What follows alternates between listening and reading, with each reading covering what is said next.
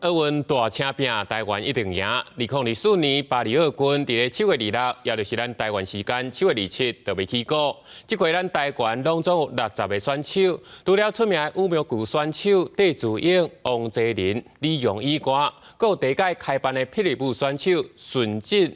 目前选手已经小练出发，但各种的参赛项目，有倒一寡选手要为台湾继续来拼出好名声。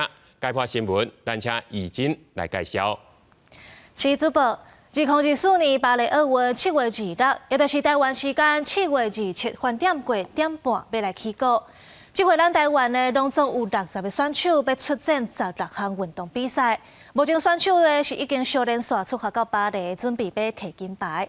那这届奥运，咱台湾队有啥物重点会当注意？带观众朋友做伙来看。咱羽毛球的球后戴资颖。有顶届东京奥运摕到双打金牌的林洋配，因是上尾一届要来参加奥运比赛。因为这戴资颖呢和林洋呢，拢已经宣布讲，今年的赛季拍煞都要退休啊。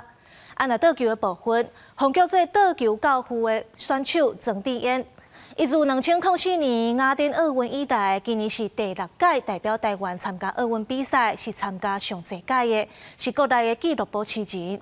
那参加第2届是射击选手林怡君，伊今年是第5届出战奥运。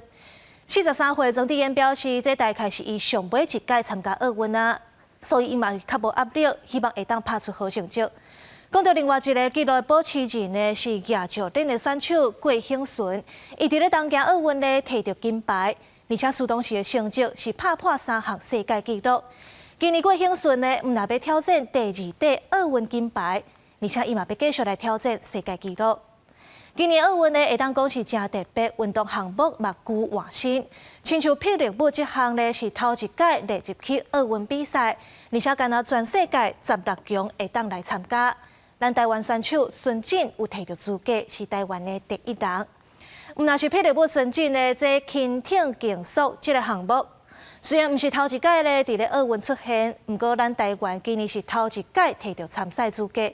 选手咧罗冠杰嘛会当讲是台湾的第1人。这巴黎奥运的代表队咧有真侪是出战东京奥运表现出色、引起关注的选手。包括柔道杨永伟、跆拳道的罗嘉玲、倒球的林文如等等，拢是摕奖牌万中选一的第1人选。另外，嘛有真侪新生代选手伫杭州亚运摕到好成绩，咱也希望伊会当保持这款气势，伫法国巴黎为台湾争光荣。以上就是今仔日的解剖新闻，咱甲时间交通去主播。